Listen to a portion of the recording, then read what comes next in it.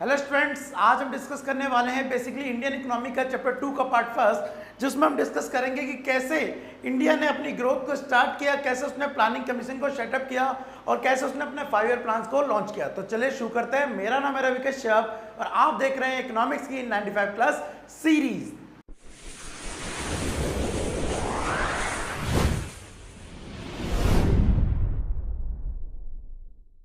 तो स्टूडेंट, जैसा कि आज के टॉपिक में सबसे पहले हम डिस्कस करने वाले हैं कि इंडिया ने जब 5 ईयर प्लान लॉन्च किया इंडिया में, तो उसे किसने किया और ये कब तक चले और पहली बार कब लॉन्च हुए थे। ठीक है, तो सबसे पहली जो टॉपिक हम डिस्कस करेंगे, मैं आपको बताना चाहूंगा कि जो फर्स्ट चैप्टर में डिस्कस किया कि इंडियन इकोनॉमी कैसी थी on the eve of independence, आप सभी ने देखा कि चाहे वो इंडस्ट्री सेक्टर हो, चाहे वो एग्रीकल्चर सेक्टर हो, चाहे वो डेमोग्राफिक प्रोफाइल हो या फॉरेन सेक्टर हो, ब्रिटिश ने कई हद तक हमारे देश को बर्बाद करके रख दिया था, हमारी इकोनॉमी को बर्बाद कर दिया था।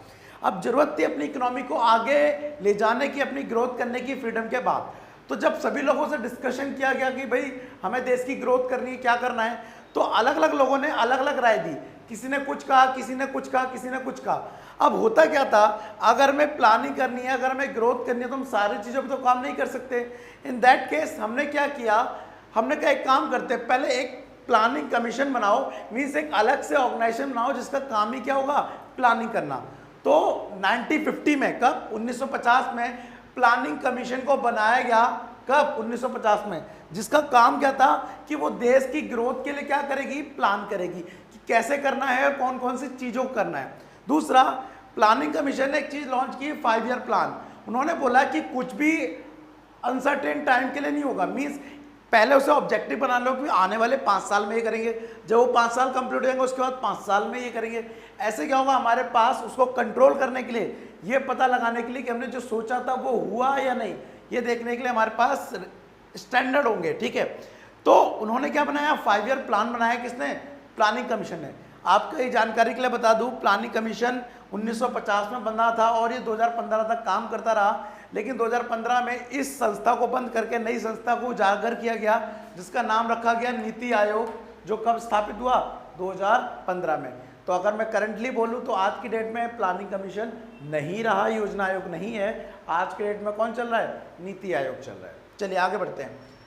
तो उस टाइम पे प्लानिंग कमीशन को रिप्रेजेंट कौन करता था, उसका हेड कौन होता था, उसका प्रेसिडेंट कौन होता था। तो हम आपके लिए बता दूं कि इंडिया का जो प्राइम मिनिस्टर होता है वो प्लानिंग कमीशन का हेड हुआ करता था, और आज की डेट में जो नीति आयोग है उसका भी हेड कौन होता है, देश का प्राइम मिनिस्टर होता है। तो अगर मैं बात करूं पहले प्लानिंग कमीशन के अध्यक्ष या प्रेसिडेंट कौन थे, तो आपको पता होगा कि जवाहरलाल नेहरू थे। और करंट में जो भी करंट में पीएम चल रहा होगा वो देश का क्या होता है, प्लानिंग कमीशन, या आप कह सकते हैं नीति आयोग का क्या होगा, अध्यक्ष होगा। दूसरी चीज, फर्स्ट 5 ईयर प्लान कब लॉन्च हुआ।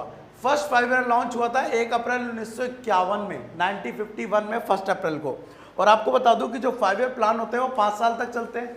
तो जब ये 1 अप्रैल को लॉन्च होगा तो कब तक चलेगा, ये चलेगा 31 मार्च 1956 तक।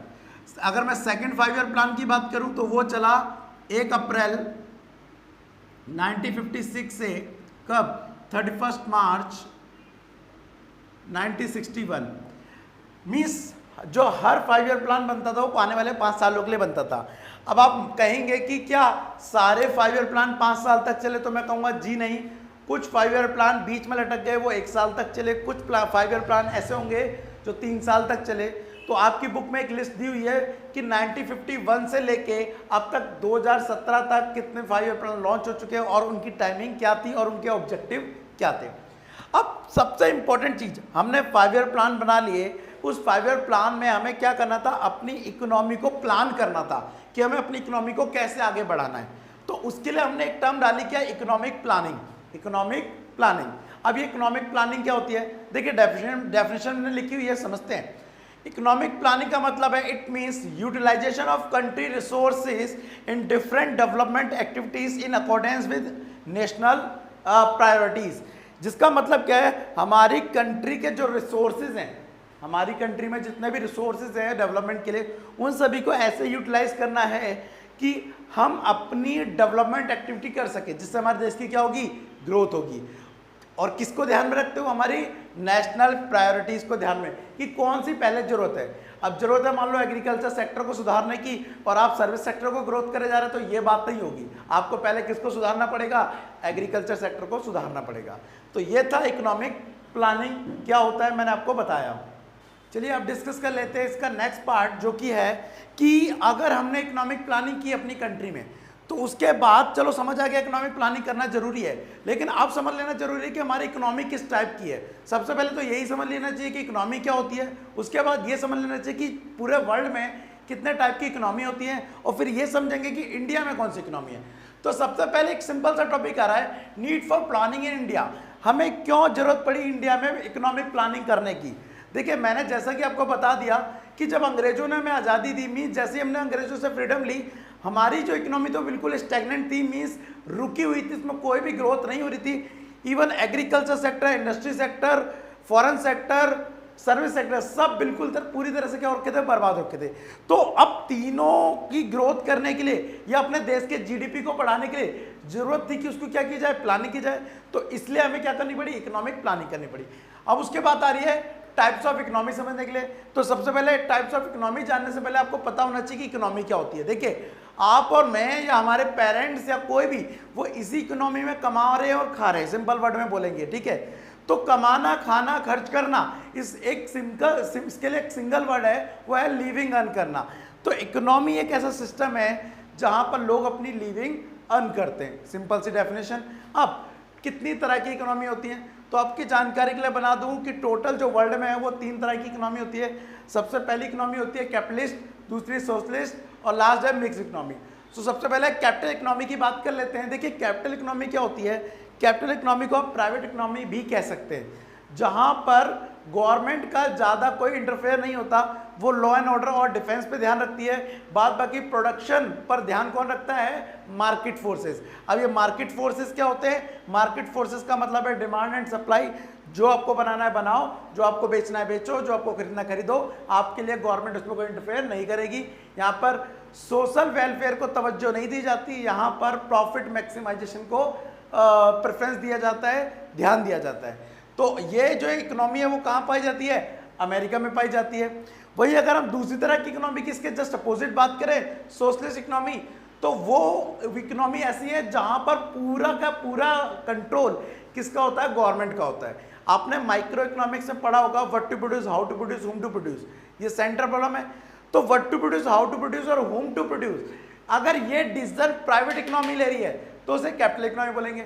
लेकिन अगर ये तीनों डिसीजन कौन ले रही है, गवर्नमेंट ले रही है, तो उसे सोशल इकोनॉमी भी कहा जाता है। अब सोशल इकोनॉमी में क्या होता है, मैंने बता दिया आपको, यहाँ पर जो प्रोडक्शन करना है उस पर किसका हक होता है, गवर्नमेंट का होता है। यहाँ पर जो भी डिसीजन लेती है वो कौन लेती है, गवर्नमेंट लेती है।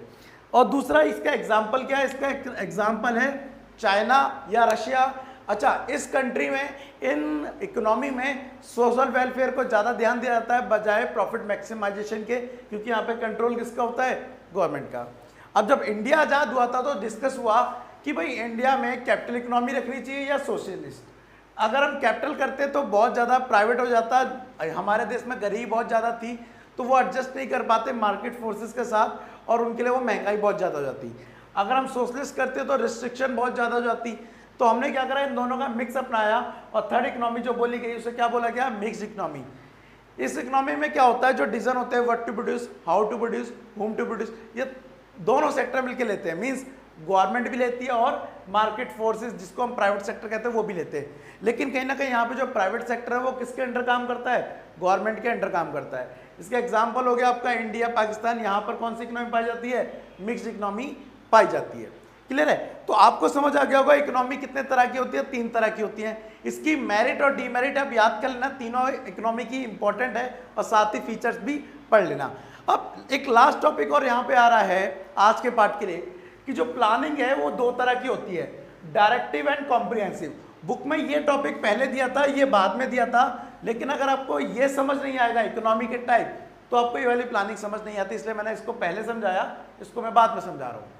अब प्लानिंग के अंदर सबसे पहले 2 तरह की प्लानिंग बताया गया, directive planning and comprehensive planning. Directive planning का जस्ट फोकस था ओनली मार्केट फोर्सेस को डायरेक्ट करना, ठीक है।